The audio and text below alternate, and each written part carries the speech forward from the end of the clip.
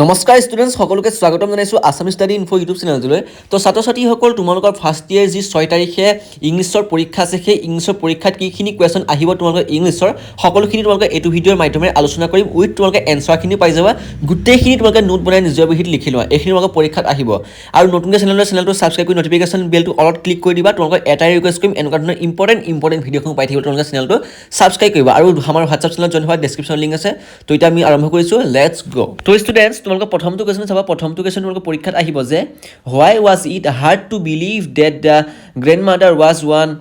once young and pretty আৰু এই কুৱেশ্যনটোৰ এনচাৰ তোমালোকক দি দিছোঁ তোমালোকে লিখি ল'বা নিজৰ বহীত তোমালোকে পাৰিলে ভিডিঅ' ৰখাই লিখিবা যাতে তোমালোকে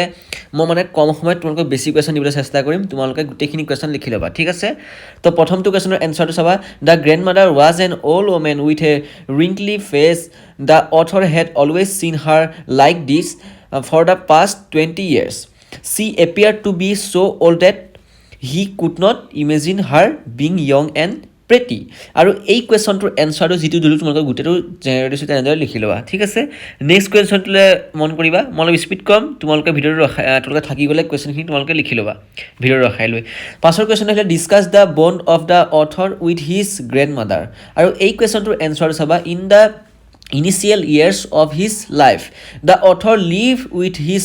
grandmother in the village sharing a good friendship in the village grandmother woke him up from the bed in the early morning plastered his wooden slab organized his breakfast and sent him to the school আৰু এই কুৱেশ্যনটোৰ এনচাৰটো লিখি ল'বা এইকেইটা তোমালোকৰ পৰীক্ষাত আহিলে 2-3 number easily তোমালোকে পাই যাবা নেক্সট কুৱেশ্যনটো আহিলে the grand mother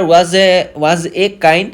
hearted woman right আৰু এইটো কুৱেশ্যনটো তোমালোকে উত্তৰটো চাবা আৰু গিভ টু এক্সাম্পল অৰ্থাৎ দুটা তোমালোকে এক্সাম্পল দিব গৈছে এনচাৰটো চাবা yes grandmother was a kind hearted woman ঠিক আছে এই কুৱেশ্যনটো প্ৰথমটো কুৱেশ্যনটোৰ উত্তৰটো সেইটো তাৰপিছত তোমালোকে এক্সাম্পলকেইটা চাই লোৱা এক্সাম্পলকেইটা লিখি ল'বা মই তোমালোকে দেখাই দিছোঁ এইটো কৈ নিদিওঁ আৰু ইনে টাইমটো লছ হ'ব তোমালোকে যিকেইটা তোমালোকৰ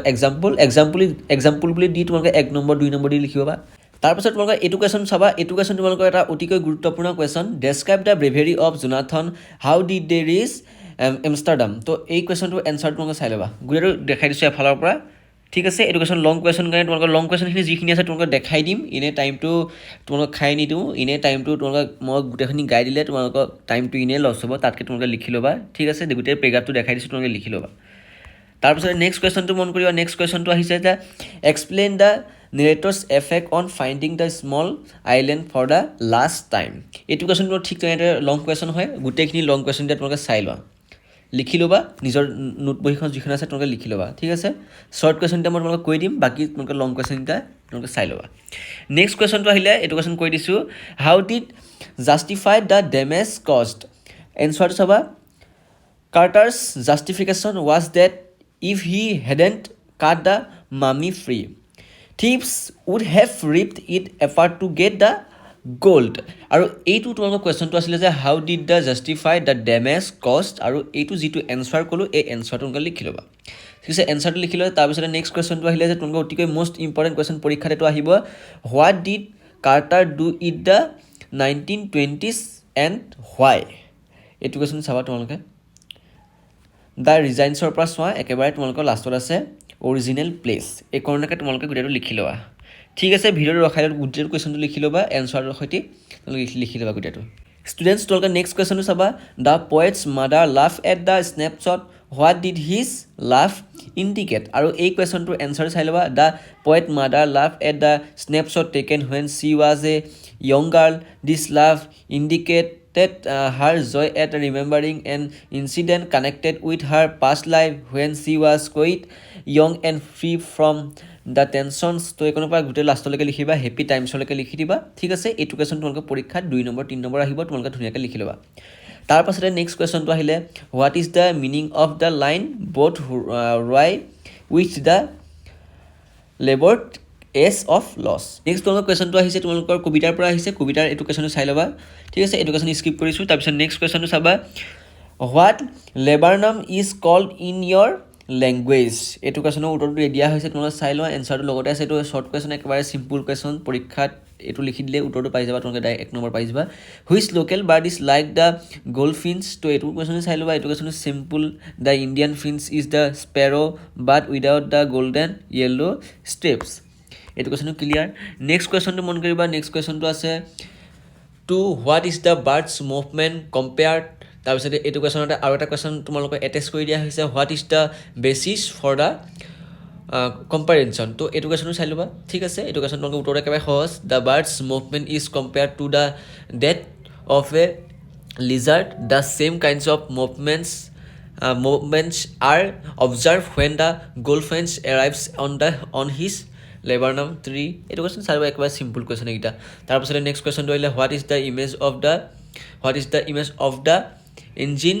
এভ'ক বাই দ্য পয়েট এইটো কুৱেশ্যনটো চাই ল'বা এইটো কুৱেশ্যনটো চিম্পল উত্তৰ দিয়া হৈছে লগতে তোমাৰ কুৱেশ্যনৰ লগতে এনচাৰো দিয়া হৈছে নিজৰ বন্ধু বান্ধৱীলৈ শ্বেয়াৰ কৰি দিবা যাতে সকলোৱে ভালদৰে মাৰ্কছটো উঠাব পাৰে ফাৰ্ষ্ট ইয়াৰ তাৰপাছতে কুৱেশ্যন আহিলে which local bird is like the গোল্ডফিন্স তো এইটো কুৱেশ্যনটো চাই ল'বা একেবাৰে সহজ কুৱেশ্যন 1 নম্বৰীয়া কুৱেশ্যন উত্তৰ দিয়া হৈছে লগতে আৰু স্পীড কৈছোঁ মই গোটেইকেইটা কুৱেশ্যন তোমালোকক ক্লিয়াৰ কৰি দিবলৈ হৈছে বহুত টাইম হৈ গৈছে already how does the laburnum appear on the September afternoon এইটো কুৱেশ্যনটো চাবা the laburnum trees looks yellow in colour due to the drying up of leaves in the September afternoon tree leaves where shining due to sunlight তাৰ পাছতে কুৱেশ্যনটো আহিলে তোমালোকে যদি কিবা question বুজি পোৱা নাই তোমালোকক কমেণ্ট বক্সত জনাবা মই তোমালোকক নেক্সট ভিডিঅ'ত লাগিলে অসমীয়াত তোমালোকক বুজাই দিম ঠিক আছে যদি তোমালোকে লাগে অসমীয়াত তোমালোকে ক'বা যিহেতু তোমালোকৰ পৰীক্ষালৈ মাজত আৰু এটা দিন আছে মই আজি তোমালোকৰ 4 তাৰিখে বনোৱা হৈছে 5 তাৰিখ আছে মাজত ঠিক আছে সেইকাৰণে মই স্পীডত কৈছোঁ অলপ তোমালোকক বাকীটা এক্সামৰ কাৰণে তোমালোকক অলপ সহজত ক'ম স্পীড লাহে লাহে ক'ম আৰু বহুত কুৱেশ্যনৰ ভিডিঅ' দিম what did the author think when he was 11 years old এইটো কুৱেশ্যন চাবা এইটো কুৱেশ্যন 1 নম্বৰীয়া question when the author was 11 years old he thought that he was now an adult ঠিক আছে এইটো question clear is that poet nostalgic about his childhood এইটো question চাবা তাৰপিছত লাষ্টত আহিলে তোমালোকৰ একেবাৰে লাষ্টৰ শেষৰটো question does the poet think that his mind belong to him all the time এইটো কুৱেশ্যন চাবা no হ'ব অৰ্থাৎ উত্তৰটো ডাইৰেক্ট নো লিখি দিবা বাকীখন তোমালোকে যিটো কুৱেশ্যনটো পৰা বনাই দিব পাৰিবা আৰু কুৱেশ্যনটো লিখি দিলে দ্য পইণ্টৰ পৰা ডাইৰেক্ট সেইখনলৈকে লিখি দিলে তোমালোকে